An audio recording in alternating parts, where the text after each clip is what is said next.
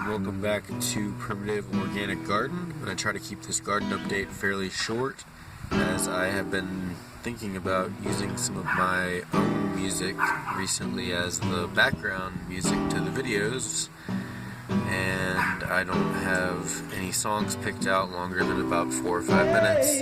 This is a little bit of spinach that I've planted here on the back porch so that it's easy access for pre-dinner salads. I got some rainwater collection buckets set up. Rainwater collection is something that's not entirely necessary where I'm at. I'm in a swamp. Water is abundant and cheap. However, I've noticed that watering the plants with rainwater tends to produce much more vigorous, healthy-looking plants than watering with the city tap water. So I collect rainwater just because the plants like it more. The mint patch here has really filled out, and I was very happy to find a surprise grapevine growing here. A couple years ago, I probably threw some muscadine grape seeds off the back porch, and lo and behold, there is a muscadine grapevine that I'm going to dig up and probably put in a 5-gallon bucket. I transplanted some of the tangerine trees that were in coffee cups last time. There's some tangerine trees there doing well.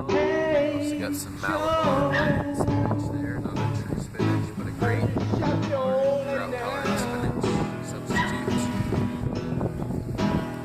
I recently built this chair out of some wood. We got a new grill, it's a smoker. Gonna look at that later. This is my more recent corn patch. This corn patch here probably get about, 20 good years of corn off of this, hopefully, maybe 25, 30 years of corn. Got some beans, some cukes that are coming up there.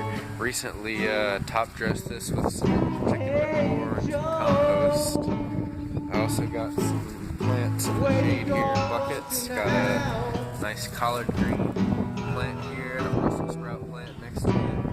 Tomatoes and stems, some radishes, some dill so that I can pickle my okra and peppers, some wildflowers for the beans. Got some more tomatoes. This was my compost pile 2 years ago, and this year it is my salad garden. I also have some wildflowers, sunflower growing around the edge. This is mostly cabbage, collard greens, arugula, green lettuce, burgundy lettuce, purple lettuce, mustard, kale, all different types of stuff that you would put in salad. It's kind of going to flower now, but I'm still coming out here and making salads most days before dinner. It's producing a lot more greens than we can eat, so I've been trying to give away as much salad greens as I can. I think the arugula is probably my favorite. This did the best this year of all of my winter/spring crops. This area, which I said used to be my compost pile, was clearly the most productive, the most vigorous. It resisted the Yellow Margined Leaf Beetle, which devastated my cole crops and all of my other garden areas. This here is my radish patch. You can see some of the radishes are going to flower. This is a nice kind of maybe 10 by 6 foot radish patch. There's a lot of kale mixed in with the radishes here. I've already probably picked about 100 radishes from this 10 by 6 plot, and I've been pickling most of the radishes, but there's a couple more still in here.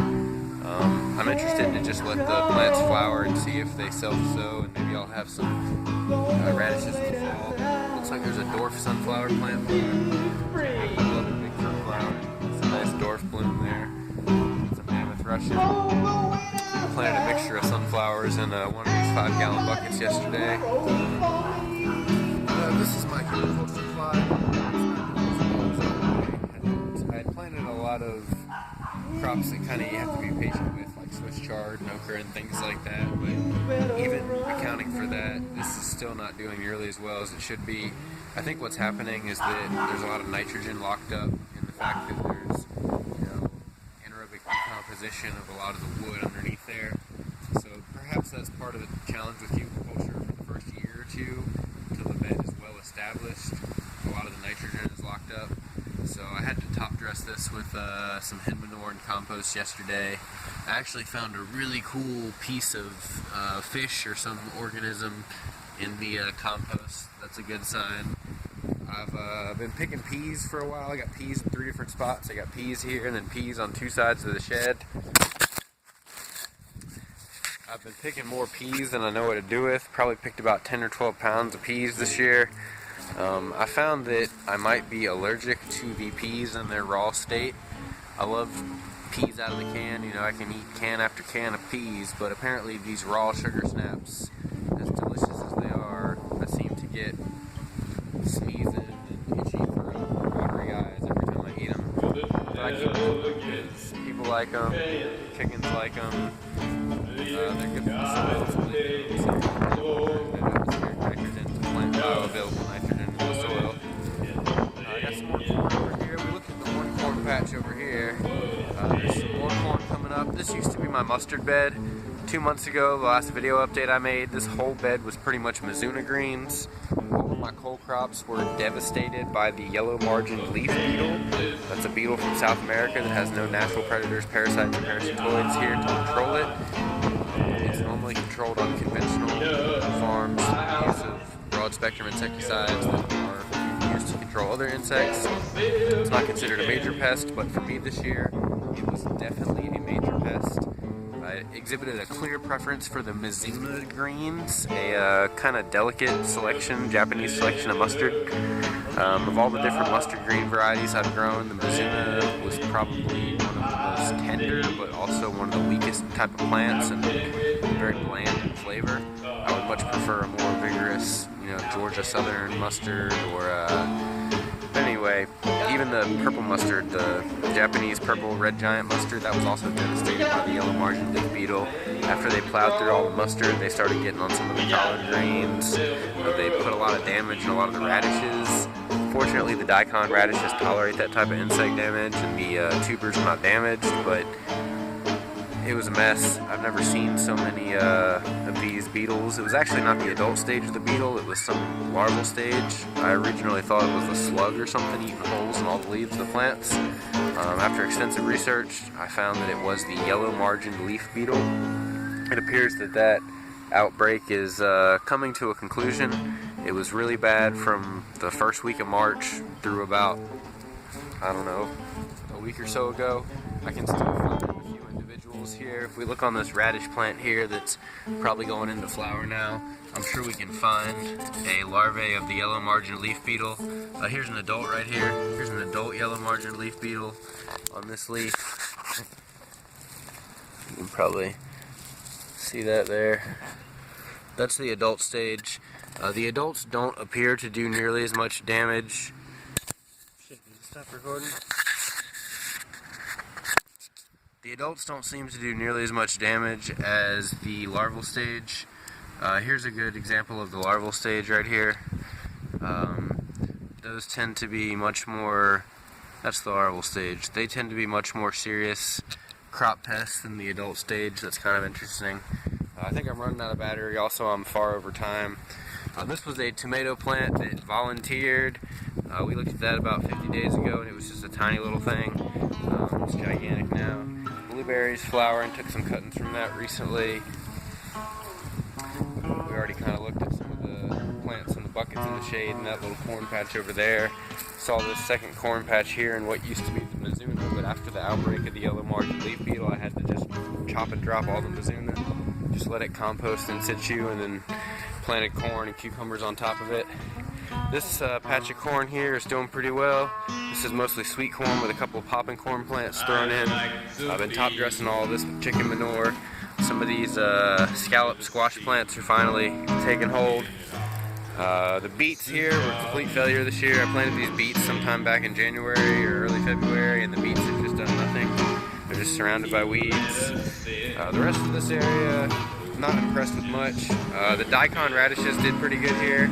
I did Japanese Minawase daikons, and I've pulled 3 or 4 radishes now at least with, good 6-8 inches on them. But the corn here is probably what's going to be the main product of this particular garden area. I also got a little bit of wheat. I really just did that more for a seed increase and to try to get it a little bit locally adapted. There's not a whole lot of wheat here, not enough to make a batch of brew or anything, but enough for a seed increase. Plenty of strawberries here. Pick those. radishes and kale. I'm gonna chop and drop these peas pretty soon. Plant something else. Over here, I'm excited to start picking strawberries. I can see there's a nice juicy red one down there I might pick today. This is my asparagus bed. It's also a 4x4 permaculture guild. It's got a loquat tree in the center. It's surrounded by asparagus. It's also got some mint and oregano as ground cover. This year I did 6 or 8 cherry tomato plants around it. We got some Swiss chard here coming on, a cucumber coming on, some more mint plants. I picked quite a bit of asparagus this year, but I'm just going to let these finally burn out, you know, get some sun, produce some energy for those crowns. Maybe go to flower, might get some asparagus seed. I got some beautiful white icicle radishes down here.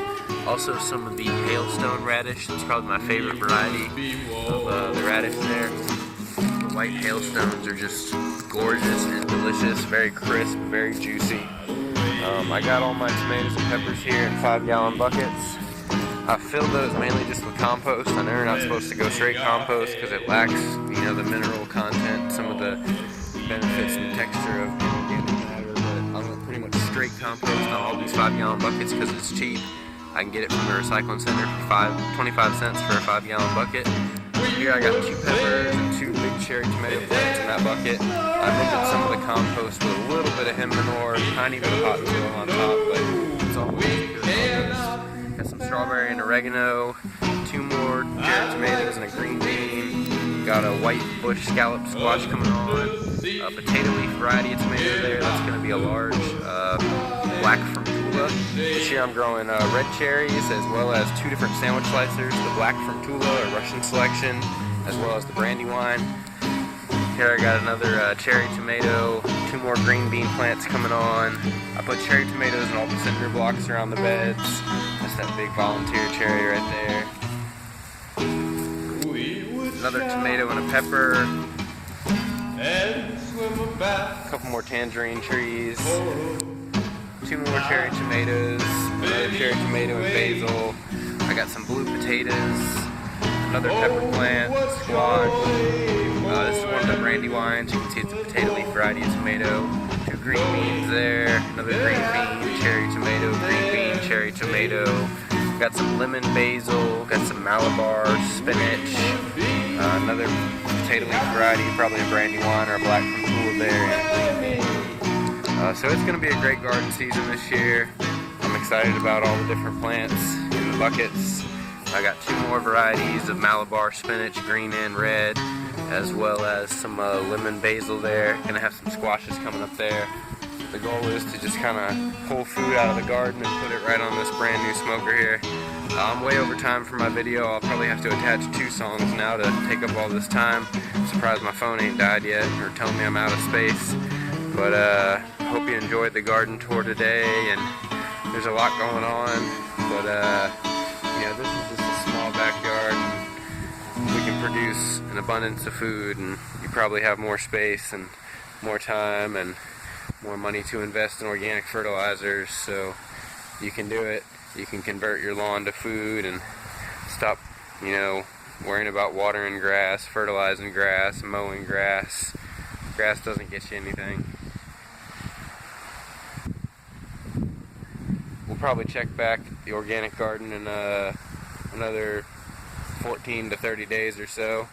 Sorry, this garden update is so distant from the previous one, being nearly 60 days now. I got a little mustard patch here with some cucumbers, and recently planted some corn in there too, forgot to mention that. But happy organic gardening. It's been a crazy year with late freezes in March. Never heard of such a thing around here. But we're on track for a pretty hot summer. I'm excited about the okra and peppers. We'll see what else comes along. Check back in a little while. Thanks for tuning in.